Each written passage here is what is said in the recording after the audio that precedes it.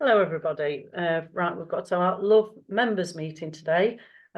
Just 4 of us at the moment, but some others might join, and we will be sharing the recording. Okay, so I'm just going to start with this. It's out of a book of poems for peace by Buddha Maitreya, and I'll just let Lynn come in. Okay, so it's headed Work. Center oneself in meditation. Develop the sense of the order. Grasp the way in accordance with the flow. Channel one's energy in the right direction. Then challenge the day. Keep greater mind all day through. Be careful not to fall into swamp and muddle of delusion, selfishness, and laziness. Respect work. Love to serve.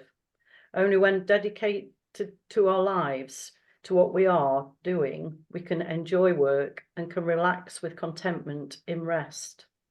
It is wonderful that we can work. Respect work.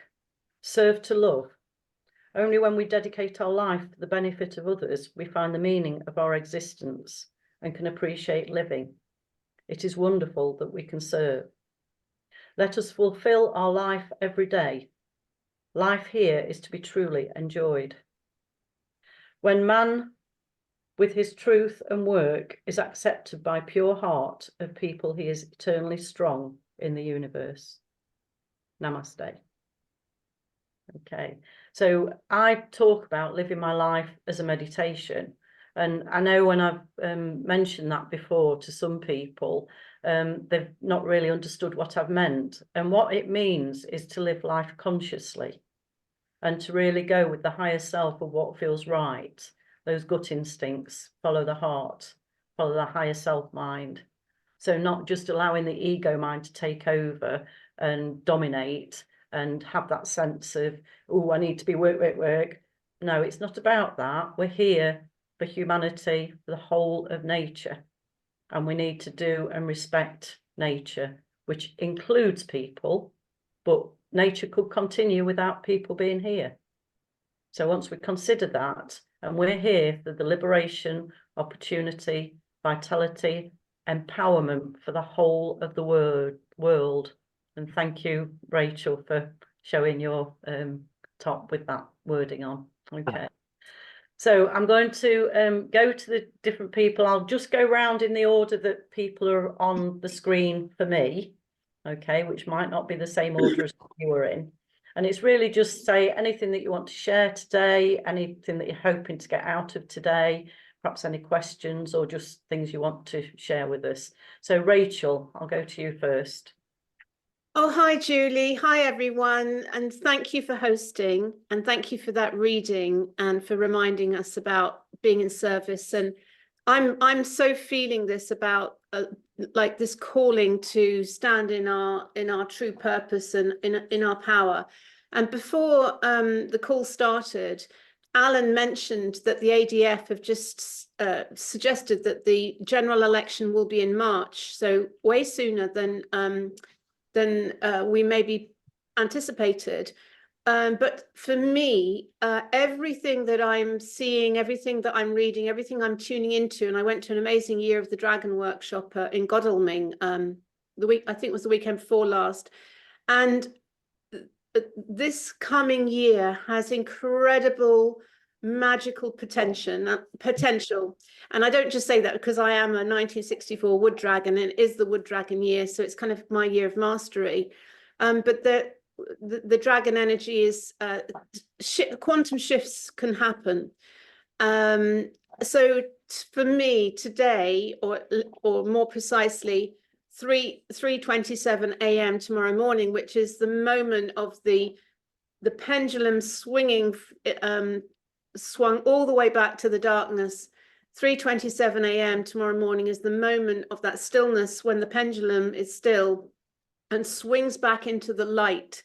And so that moment has tremendous power metaphysically in terms of planting a vision and intention. And so my personal vision is for a transformation in the way that this world, that the people organize themselves on this planet, that is heart-centered, that is truly fair and balanced, and that is a return to nature, and that we unplug from the tyranny, the totalitarian tyranny, which is setting in, which has set in every area of society. I just feel so strongly that it is time for us to vision into being a completely new way of doing everything on this planet, which is aligned to the heart, to the soul, bring the heart and soul back, and to restore the power of the people. So that is my vision that I'm putting in now, and will be putting into the solstice. Not that I'll probably be awake at 3:27, but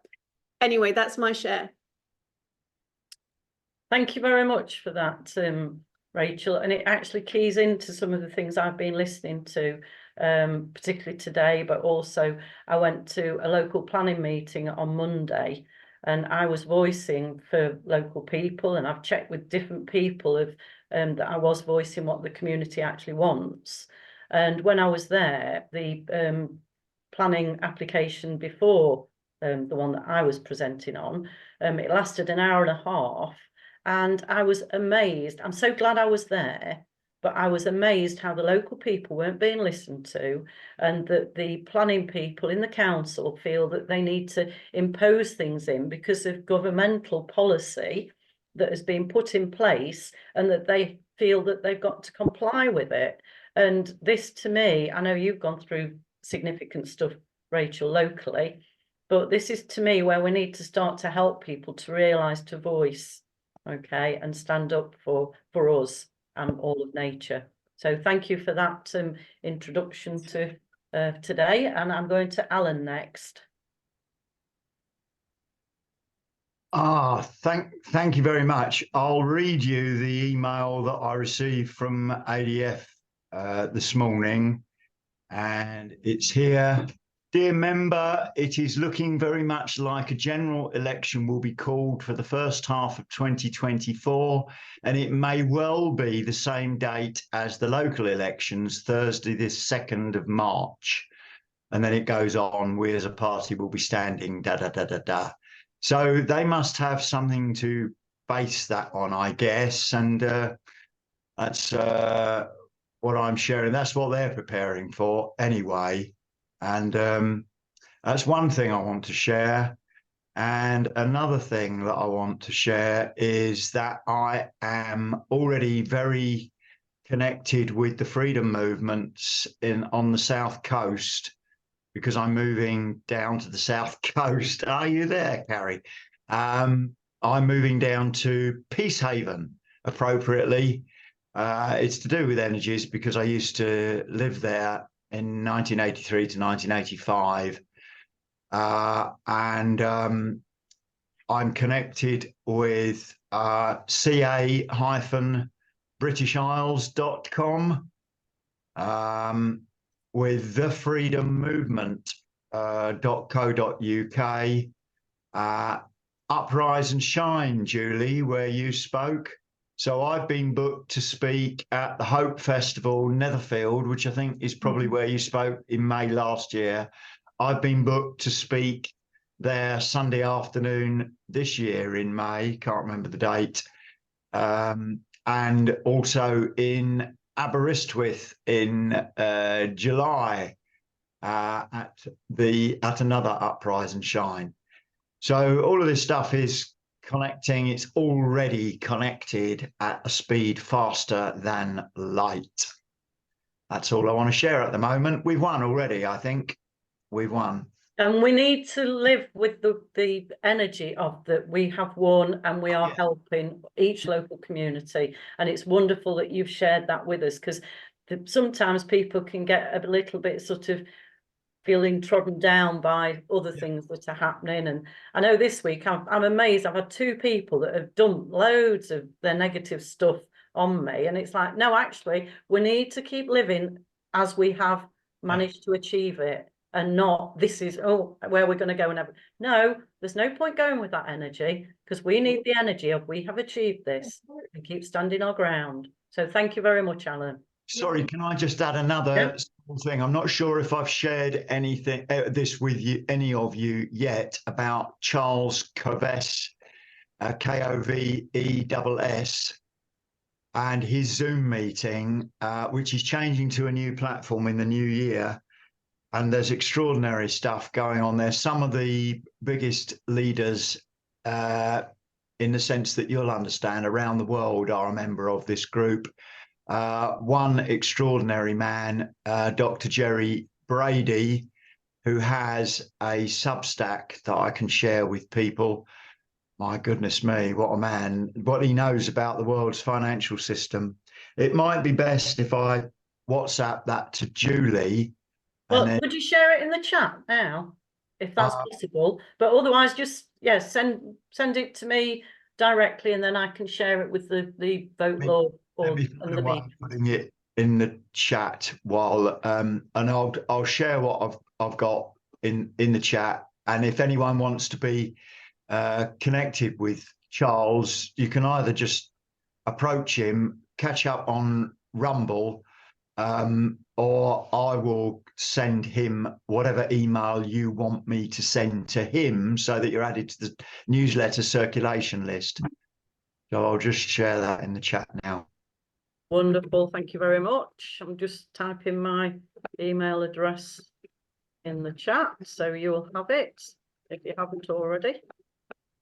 And we just need to keep uniting and keep let them know that we are here and we are stronger as a community. And that's what they don't understand, because they're so ready to stab people in the back. They don't realize that they're not going to support each other in the way that we can, and they don't understand that we can do it, but we are going to prove that we can. So well done. Thank you very much, Alan. Right, Lynn, I'm going to come to you because you're next on my screen, so if that's okay with you. Hi, yeah, I'm very much in listening mode today. But yeah, just what you're saying there about the WEFI types not supporting each other. I'm not sure that's true. They're they are very solid, even though they probably really don't like each other, and they will clique together for the sake of their little, while it suits their agenda, they will very much clique together. And what I mean, Lynn, is when the chips are down, we will still be there for people, and yet they're clicking and supporting each other in ways while things are going like they want it to, but we are going to be genuinely there for each other, whatever is happening. Okay, good. I hope so, because they've been extremely tight for a long time. But so I think March General is a very realistic prospect. Councils, mayors, everything. I wouldn't be surprised. I think the two main parties are realizing that the longer things go on, the less appealing they are, and people are just getting. I mean, the Prime Minister the so-called Prime Minister sent a load of propaganda out this week in the form of a survey that was clearly just a propaganda exercise paid for by us, and I think people will be seeing that more and more. They're seeing it more and more that this is just BS and propaganda rather than genuine trying to help people. So I think that they know before they want to try and get a general before there is traction, real traction and real groundswell of support for the alternatives, which could be, are so far unimaginable, but may not be very, very quickly. I think it'll happen very fast. A lot's going to happen fast this year is my prediction. So yeah, Rachel, I think you're spot on. I don't actually think we'll have a choice. It's going to move the way you said. We're not going to be able to do anything about that. We are going to get carried along with this. Food production, I think, is the next one. I'm sure I said this last time, that Project Hunger. I think that's well underway now. We've had poverty this year, and that will continue. But I think the weather has been very wet, and deliberately so, in my opinion. It's been, when we've had clear skies, it's then, planes have gone over, then we've had clouds, then we've had rain. And what that means is we've got potatoes that are rotting in fields that the farmers can't get because they can't get on the fields, and the wheat's harvesters apparently rotted. The wheat that they planted a couple of months ago has rotted, and the beans been washed away. So there's a lot that's going to knock onto the animal feed and everything, all the production, all food production. So this is, again, we've got to start feeding ourselves and really go for that. I think it's just, to be honest, I think everything is just making us go more and more independent, more and more self-sufficient. I'm sure that's not the intention, but that's how it's going to be. I think we have no choice but to take our power back, and it'll be great, in my opinion. So I know it's a bit scary for a lot of people, but I honestly think this is a really fabulous time for humanity. That we'll be forced into it, but we'll really, and I think we could really enjoy it. I'm loving it. I love growing my own stuff, and it's so abundant, so much abundance. When you grow your own, it blows the whole scarcity of food and the crisis mentality out the water, because just a few chickens will feed the family and next door, and the one, and my mum and dad, and the one next door on the other side, each week. You don't really you just don't need as much as they can produce. So yeah, that's I think that's going to happen, and it's just going to go, oh my God, how did we ever get suckered into this, believing that we needed this big machine producing our food? I mean, when so many generations have managed to do it really quite easily, and it means that my garden is not as bad as the fields that the farmers are having trouble with, because I can control a little bit the amount of water that falls on it if I want to. I've got a greenhouse, so there's some coverage there, and you can control it a little bit better. So it just makes us so much more independent. I think there's an element of us walking both sides of the line now. We're walking in the new paradigm, we're walking in the old, and it's a little bit wobbly, but it's I think it's going to be really, really good. So the thing that I've been getting a lot coming through is about joy. I think our job is to bring joy into this process, and even into the election process. How are we going to do that? We've got to make this a blast. I think it's just got to be such fun, and bring real joy that, oh my gosh, yes, this can be great, this is amazing. We can all connect up again, we can be people again. It's we don't have to live like we've been told for so long, and we can just get so much joy into life. I do think it's becoming that the old paradigm is shifting, so it's falling away. Just this morning I got a letter from Rushcliffe Borough Council saying we were now a conservation area, so there'd be special planning laws, blah blah blah. Me and Paul were both just looking at them going, who the hell are they? I just felt the irrelevance of them. It's like, look at they. It's like they might as well just be one of these adverts that comes through saying, do you want some car insurance? I was like, go away. It felt that irrelevant. I was like, I'm not taking any notice of them anymore. And that's going to just happen more and more, I think. And I think so. Our job, I feel like my job now is to just, where can we bring joy? How can we bring joy into this? How can we bring into that? A lot of people are feeling very down, and vibrations are getting very low. Especially because of the financial situation that has been manufactured, but elevating that vibration.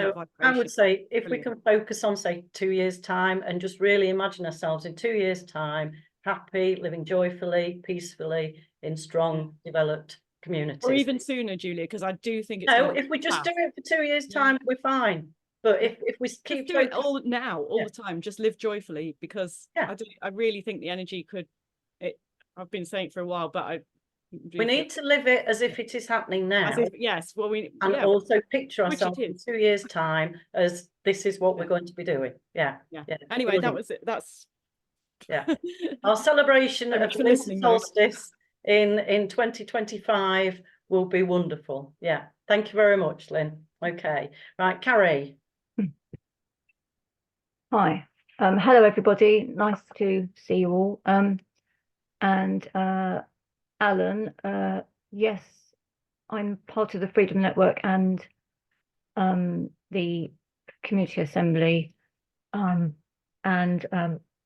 been asked to be a facilitator for the community assembly, and also hopefully doing a podcast with Anna Isabel, who is an astrologer and affiliated with the community assembly, about Loveland in respect of community growing, because a point that Lynn made was very good about growing your own, but there are obviously a lot of people who don't have gardens or don't have that facility.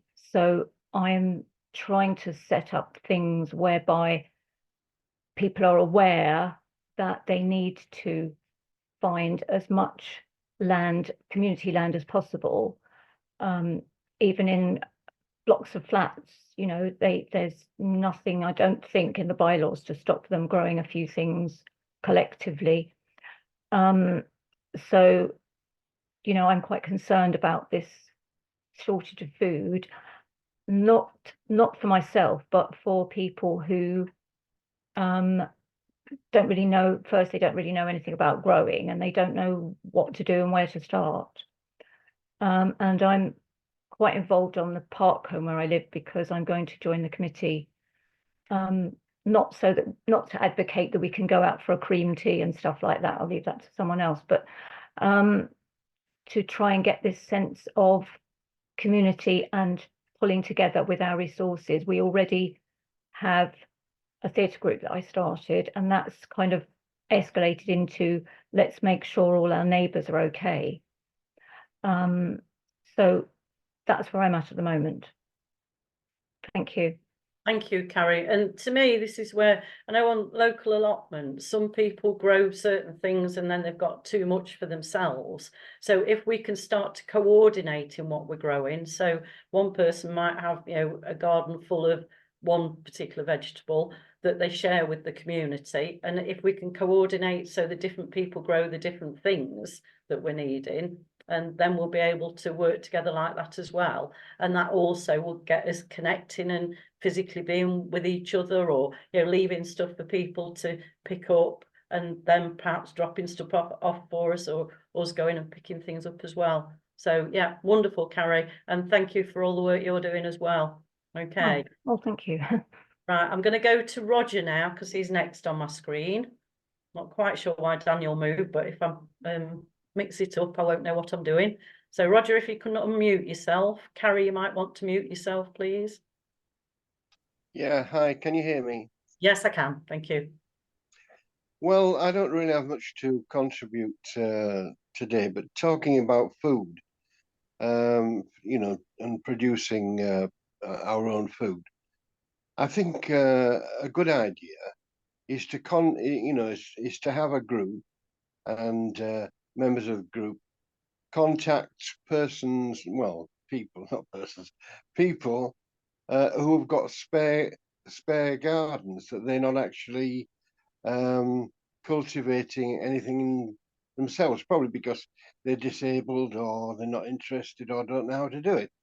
And I'm, you know, more kind of disposed to that kind of arrangement for food production, community food production, rather than allotments or, you know, pieces of ground which are donated or at least allowed by the council, because you've got the security problem there. Whereas if you have people, you know, using their own gardens, you've got daily surveillance of what's going on. So that's my idea. Right, I mean, my ultimate vision, Roger, is that we can go back to what used to be like in my younger days as a child. We didn't used to have to lock doors and things. We were genuine communities, and we didn't need to live in that sense of fear. But now I can understand what you're saying, but also hopefully ultimately we'll stop having so much land that's sort of cordoned off for individual properties, and we'll have much more communal land that we're sharing things. But I know that's my ultimate vision. It might not be everybody else's, but thank you, Roger. yeah, but I'm not talking about the future. I'm talking about now. No, I know, but we also need to keep a vision for the future as well. And now Yeah. is fine. Yeah. Yeah, and I did have Yeah, somebody actually ask me 2 years ago if they could grow something in my garden, but I was busy sorting out things, and I knew that they'd actually got a considerable garden that they could grow things in. So, you know, why weren't they doing it in their own garden and wanting to come out and take over mine? And so I didn't actually allow that person to, and I'm glad that I didn't, because I've completely transformed mine, and even my mum's been amazed at what nature has allowed itself to do, to grow even grass on it. And so I'm early days of seeing where I can go and supporting the community with that. But thank you very much, Roger. You okay at that? yeah, Yep. okay. Okay. I mean, the other thing which is on my mind, which, you know, probably just needs a bit of discussion, is how now we have these council regions where we're going to have these super mayors, you know? And it seems to me, unless we do something about it, the World Economic Forum is going to just simply appoint their people to become the mayors who will unilaterally decide on what's going on in that region. Well, So they can that's try and unilaterally decide, but what we need to do is unite people as communities and keep voicing, don't we, about the possibilities of what we can do. So yes, yeah, and it's that real vision of actually 2 years' time, we are going to be the people that are in control, as in we, the public, not we, just the love movement. We, the public, will be in charge of each local community and what's happening. And that's the vision we need to keep. But yes, we also need to address what is happening at the moment. And I think even this being told that March is going to be the time, it'll give us more impetus over Christmas, New Year, January, February, ready for March. And even if it's postponed off, you keep going until you get beyond the finish line, and that's the energy that we're needing at the moment, and we've really got to keep that standing up and voicing. Okay, but thank you, Roger.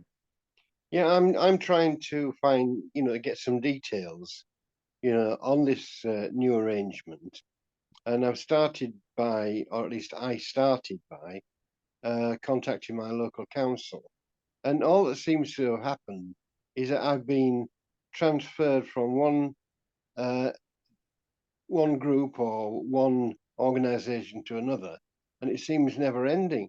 You know, it's just a circuit going round and round and Well, round. to me, they do this deliberately to try and wear us down, and this is something that I mentioned at the planning meeting, and that it seems the council website and the whole approach is to try and wear us down so that we give up bothering to comment and things. I'm just going to go to Rachel because she's put her hand up now, so I'm presuming it's to do with what we're talking about. Daniel hasn't shared yet, so I'll do after him. Yeah. After him. I've just wondered if it was something keying into what Roger was talking about. So, okay. I was just wanted to add my voice, but after everyone's shared. Okay, right. Daniel, we're coming to you, and lovely to see you. Thank you. Hi, yeah, good to see you too. Yeah, I like what you're doing. It's good stuff. Yeah. And what do you want to hear? Well, what would you like to get out of the meeting today? Is there anything else that you'd like us to discuss that you could do with knowing a bit more about, or anything? I mean, I don't want to bring any negativity to the call because I know you want to be positive, but to be honest, the main thing on my mind lately is what's the real cause of most of these problems? Some people say the ignorance of the masses, but I think they've been architected. I think they've been intentionally poisoned from birth, things like that, and selective eugenics and stuff like that, genocides and things like that. I think the snakes have infiltrated every aspect of society. That is the real root problem. Yeah. And I think someone needs to understand what's going on in order to really try and solve it. I think turning a blind eye to it is not going to work personally. I would say we're not turning a blind eye to it, but I'm doing work like with the Dr. Joe Dispenza meditations and things like that. And so we're transforming that energy. And I had a vision quite a few months ago, well, probably about 3 months ago, that the demonic energies are actually breaking down now, and they're going elsewhere to be positive energies where they're needed. And so that's something that came to me. I wasn't sort of meditating on it at the time at all. It just came to me. So I know this demonic energy is changing and being transformed into positive.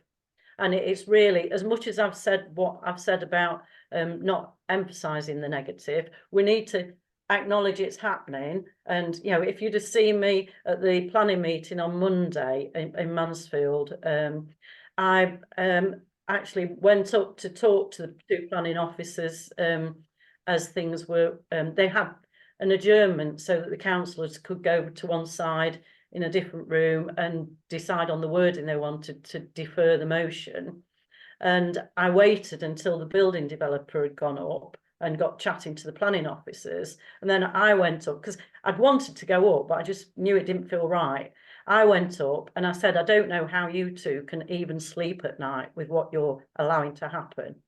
And then I was told off for being aggressive. And that's all I said.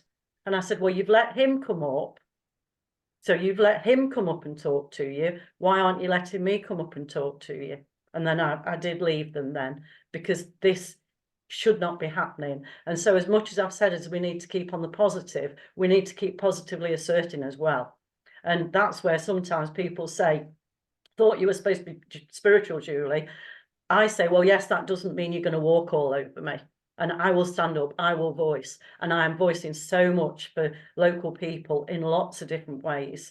And even people at the local group that I'm going to twice a week, I go to 2 different estates. And one of them was telling me that she hasn't had any electricity, any heat from Sunday until Wednesday, because erroneously the council had taken a double payment from her, couldn't refund it immediately, and so she'd not got any money to be able to keep warm.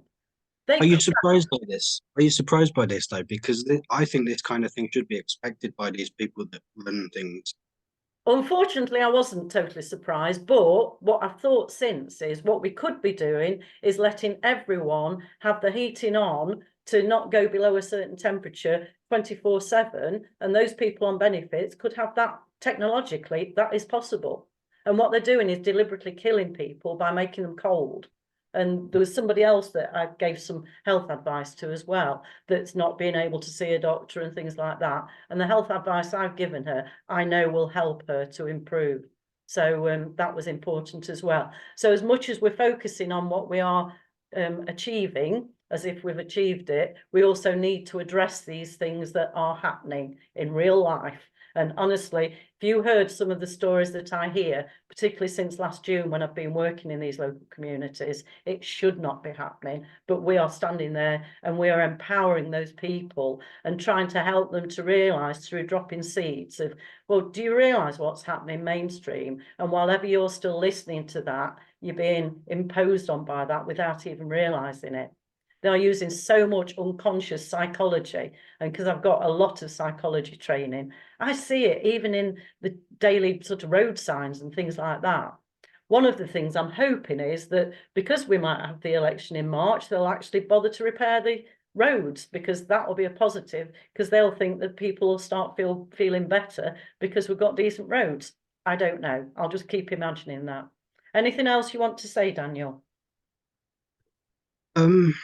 The solstice in Hong Kong falls on 11:27 a.m. in Hong Kong. 27th of the 11th was Bruce Lee's birthday. My daughter's birthday. 27 is also my birthday. 27 is also my daughter's mother's birthday. Yeah, 27 is kind of my lucky number. And have you looked up neurologically what it actually stands for? No, Right. I don't believe in much of this stuff, to be honest, but it's a bit of a coincidence, so it's a bit interesting. You might not believe in it, but it happens in your life, I would say. So, yeah. Well done, and thank you for sharing that. And Yep. I will look up 27 and see. One last thing, sorry. Yeah, Yeah. so Bruce Lee was highest paid movie star in the world in his day, but he was murdered because he was, you know, shining his light very brightly. Yeah. Yeah.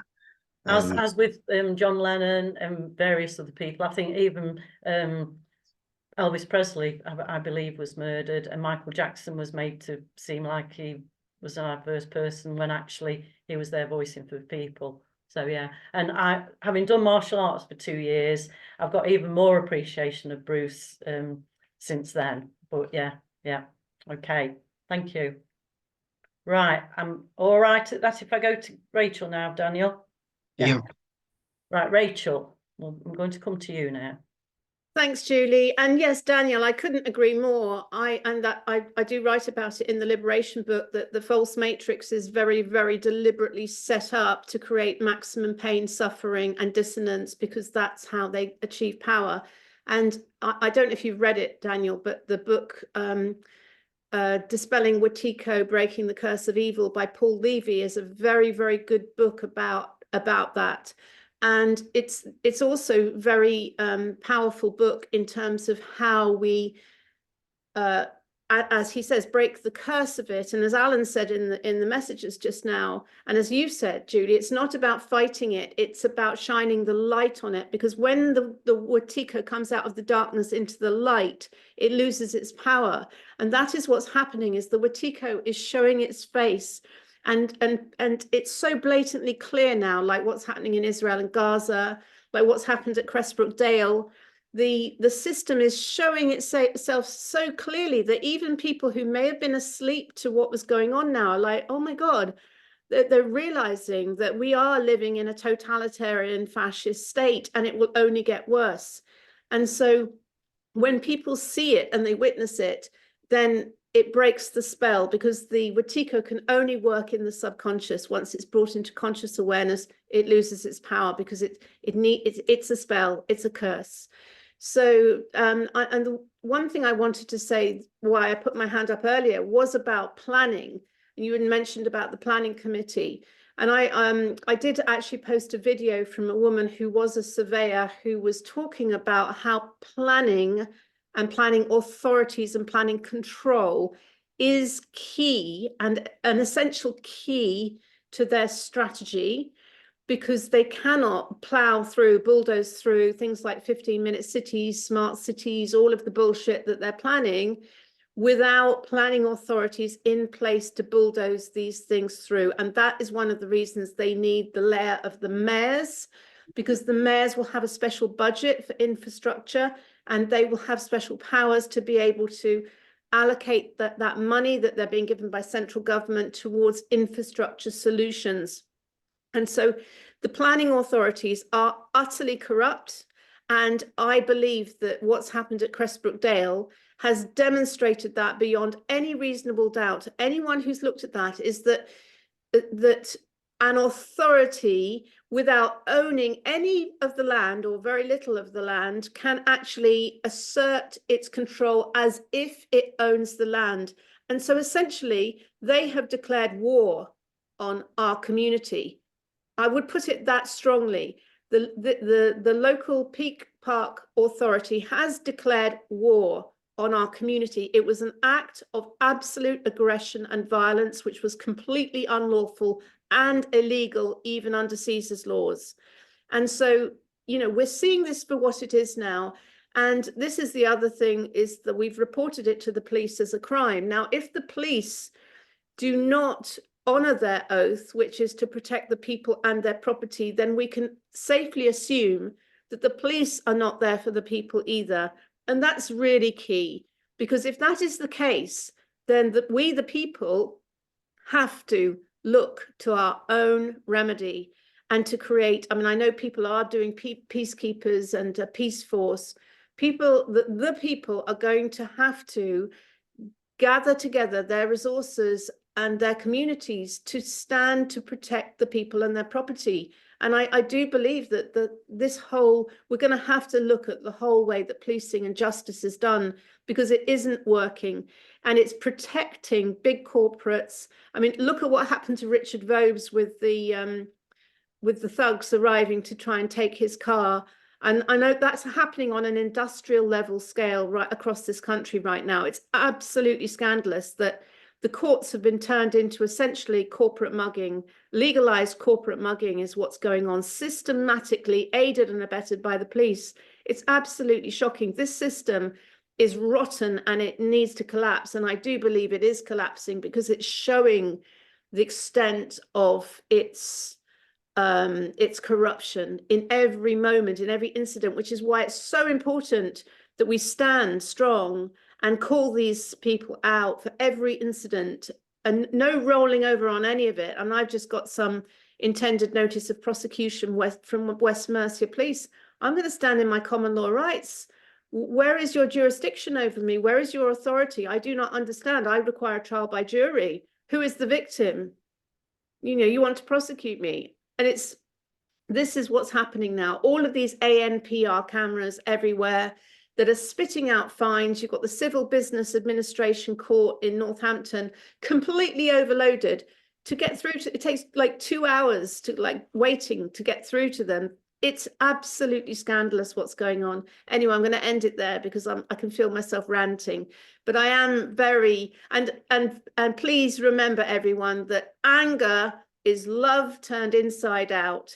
So let's not make anger wrong, because this energy of furious, like being enraged by the system, provided it's focused into laser action of no, you will not do this. Stop. This stops right here, right now, with me, right here, right now. And I will do everything in my power to make sure that justice is done, that this is corrected. And if everyone stood up and said no, it would be game over for this corrupt system. Anyway, over and out from me. Thank you, Rachel. So I heard recently that the word police comes from something to do with policy, and that actually the police are much more just doing what government says. And I also heard about the experiments they've done in the past when people have literally thought they've electrocuted someone to death, and they've had an actor or actress that has died, apparently, obviously not really, but the person that doing that electrocution thought they had killed them. And then when they got somebody next to them and that person said, I don't want to be part of this anymore, they weren't actually pressing the button. Finally, the person that was pressing the button started to say, oh, actually, I'm not comfortable with this. And so that needs to change. And to know that people will do that on a psychological level is very important. And the police seem to be totally there on doing what they see as their job, whereas the military are much different.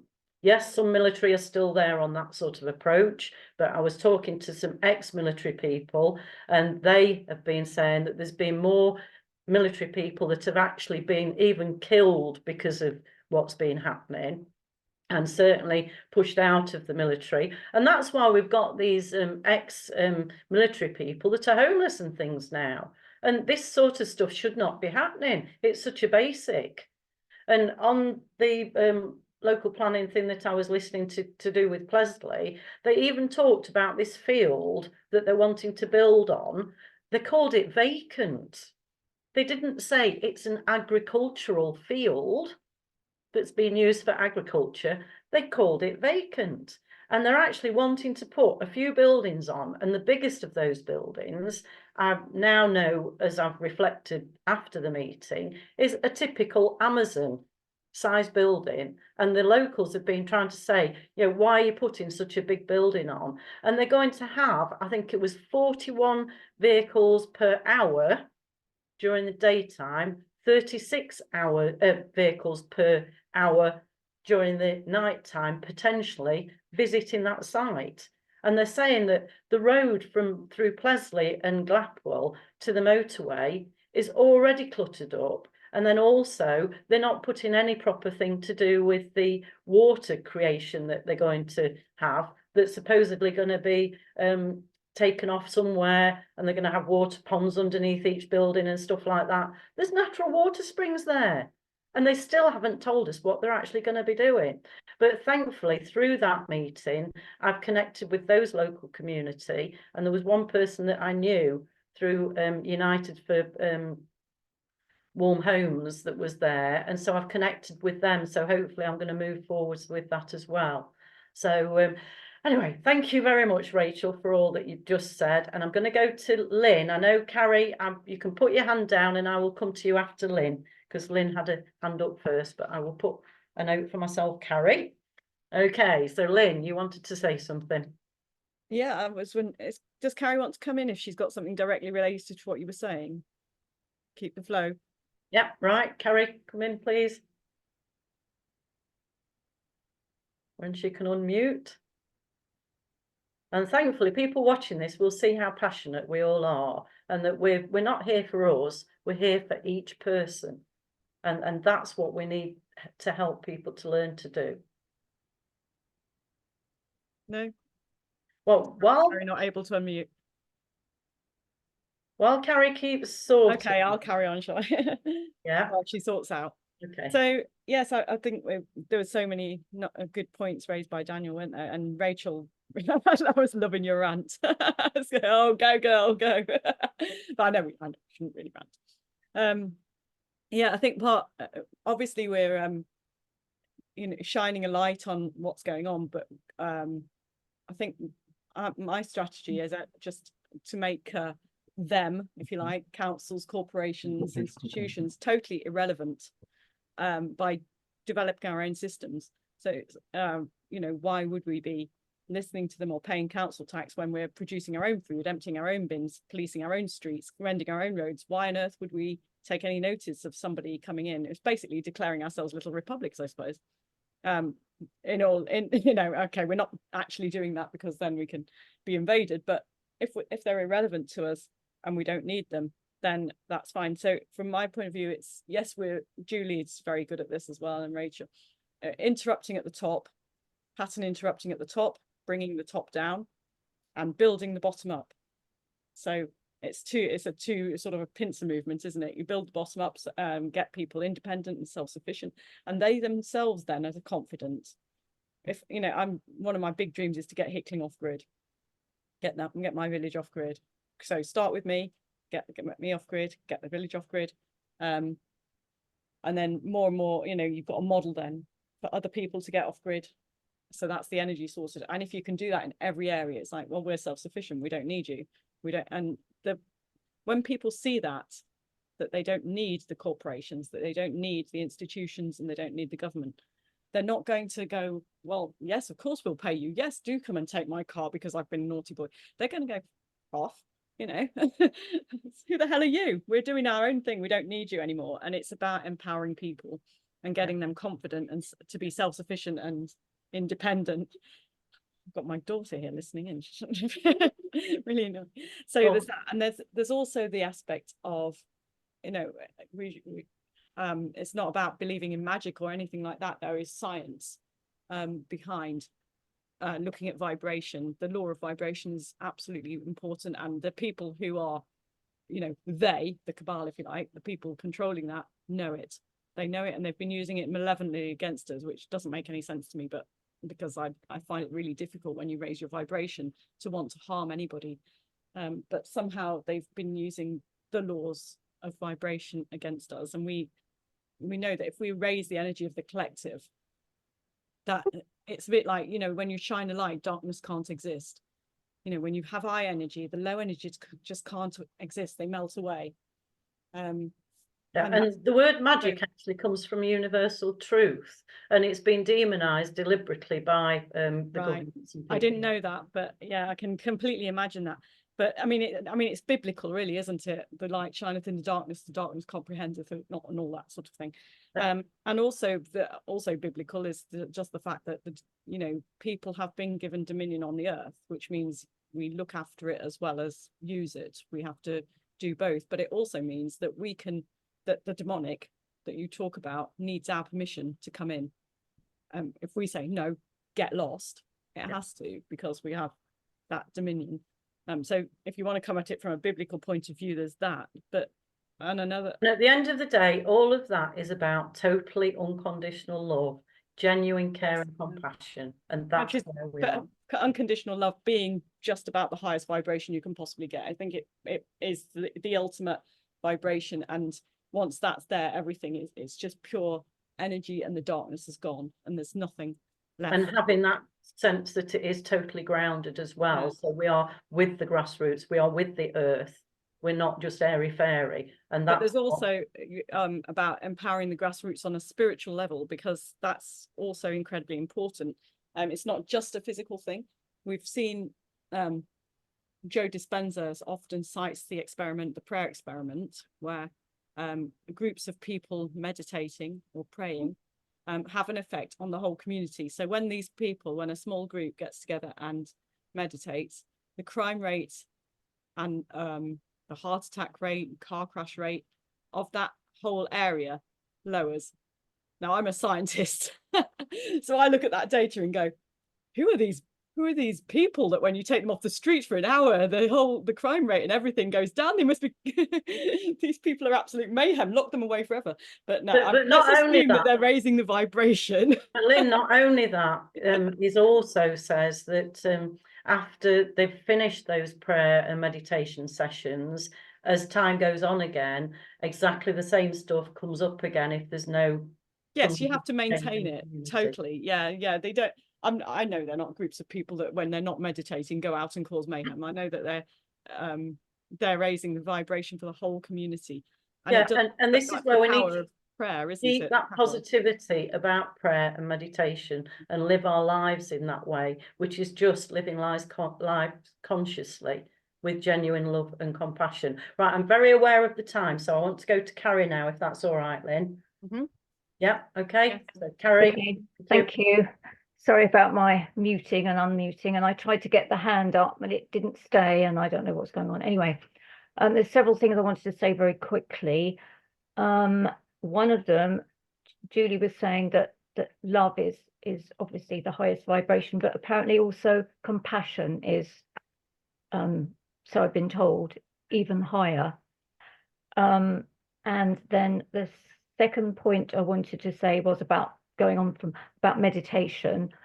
The community assembly meditate on Zoom every Monday, and the vibration is absolutely building. It's just amazing, which is good. I'm trying to be, very positive, and I'm very aware of how passionate you all are, which is, whoa, off the scale. And concerning the weather, you're probably aware, we're in an El Nino year, and they go back hundreds of thousands of years. And so that's part of, all the terrible weather. I'm not saying they're not messing about with it, but I think it's quite good in the sense that when people start banging on about climate change, I say, oh, well, about flooding, I say, well, we are in an El Nino year, and explain it scientifically that, these things are natural cycles. And sometimes that helps to get their mindset out there a bit more, thinking, right. And the other thing I wanted to say was that there are several countries, as you probably know, that refused to sign the amendment that the WHO are peddling. And they're breaking the chain. They're disrupting. This is good stuff. Putting a spanner in the works all the time. And the last thing I wanted to say, sorry, was that I think Julie was talking about, having a voice, speaking out. And I saw this film recently, which was a true story about the potato famine in Ireland. And there were a load of immigrants up in the polar regions traveling to Canada, and they went aground due to the captain's error, and he escaped with most of his crew, and he ordered one of his crewmen to nail down the hatches so that these people could not get out. And this guy said, no, that I can't do it. That's immoral. And he let the people out, and they stood on an ice floe, men, women, and children in rags for hours until another ship came by, which was also carrying immigrants. And when they got to port, the captain had got there first and said, oh, they all perished. And they were able to testify to say that, no, we're all still alive, and this is what he did. And then he was prosecuted. So, you know, you can see how one person who said, no, that's immoral, I ain't doing it, had an effect that was very positive.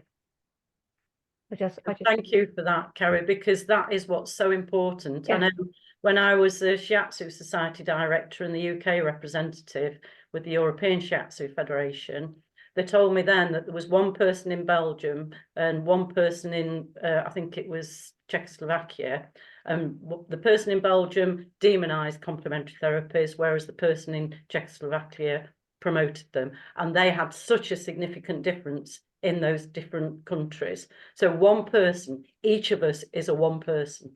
So we must know that we can do this, and we keep going. Thank you. And thank you for those other insights. I've put in the chat, it's ELN as a separate word, then NINO, to do with the climate increase of temperature. Yeah. Right, Rachel, you've got your hand up. Yes, thank you. And Carrie, thank you for raising that point about one person, because I've heard this a time and time again of like, there's not enough of us, there's not enough people, it needs millions to make a change. And I completely believe the opposite. I think small groups of passionate people are more powerful because of their energetic concentration, the torus field that they create. And that is a false matrix program that's been put in, that it's got to be big to be effective. It's got to be big to be powerful. And no, I mean, look at the founding fathers of the United States. You know, it was a small group of I think it was all men, and they created transformational change through holding a very strong, and they were Quakers, so they would have held a very strong, and they probably would have been using prayer and meditation and calling in God and higher metaphysical principles. But the thing that I wanted to come on to say, the reason I put my hand up is I was loving what Lynn said about the People's Republic of Hickling. And on that subject, what's happened at Cressbrook Dale has drawn a huge amount of support and response. And we've had some response from people in the London freedom movement. Now, these are people who are connected into Mark Devlin and Kate Sheminrani. And so all of that kind of freedom movement. And they've suggested to us about the possibility of us actually doing precisely that, deregistering our land and essentially declaring an independence. Now, I don't know what's involved with that, but to me, it would be a very interesting experiment to say, we've declared ourselves independent and we're going to have our own army and we're going to run our land according to God's law, which has caused no harm, injury, or loss. And we're going to police it. And people are we won't have borders. People won't need passports. People are more than happy for people to walk through and enjoy it. But we will be the true lords of our own manor. And it's a very interesting experiment and a very interesting possibility for us to do that. And it's something that, I mean, I'm completely open to all possibility. But I do believe that kind of experiment, I wonder what would happen if we did that. I don't know how it's possible, but apparently this guy who's very one of these very strongly into common law and really looking at our common law rights, and I'm due to meet him to discuss it, because just exploring these possibilities, why do we have to be under the rule of all of this Westminster and thousands, hundreds of thousands of pieces of statute that no one consented to, and you know, so these are really interesting times. I just wanted to pop that in. Yeah, and thank you for sharing that. And I know each of us have our different role in life, and we need to each step up. So it's interesting what is being given to us. And I've looked into the history of the very old local church in Mansfield that they've actually built on the church graveyard. And it's one of the oldest in the whole country, might even be the oldest in the whole country. But they built a bus station on the graveyard. They've not respected it. But then I looked into even more past history to do with Mansfield. And Mansfield actually started from people that were rebelling against the rest of the country. So I find it interesting that I've got this passion about Mansfield, and that I am in this position that I'm in at the moment, and things keep nudging, which I wouldn't have been at that planning meeting if it hadn't have been for trying to help the local park. But I'm so glad I was there, and I listened to the hour and a half of what was so disgusting of what's happening, and that's helping me with my next steps. So it'd be interesting to see how each of us are role modeling different things in life. So I'm now going to go to Carrie. I'm very aware it's just gone 1 o'clock, and hopefully she'll be able to unmute herself. Yeah, well done.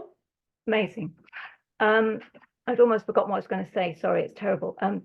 Yeah, well, talking about independence, Cornwall is, as far as the Cornish are concerned, not part of England. They're not English genetically. They have their own flag. They have their own anthem. And you know, they are amazingly aware, independent, a lot of them independent people. And you know, if we ever managed to declare that we were kind of a separate county, then hopefully that would sort of generate Devon to go, oh yeah, that's a good idea, and so on and so forth. I mean, who knows, but it's a beginning, isn't it? Yeah, that's what I wanted to say. Thank you. Right, lovely. Thank you very much, Carrie. And I've just put a message in the chat. We're all individuals with different lives. Some will be growers to share the food, and others will have other roles. And we can't take on all the different roles. We just need to do what is right for us at any particular time. Okay, I've even been known to sadly kill a spider plant before from overwatering one spider plant, underwatering another. So I know that isn't my role particularly in life, but I do annually sort of grow tomatoes and things like that. And so we've all got different roles, and we need to support each other with these, and each of us is equally valued. And that's what we need to do, value each person equally.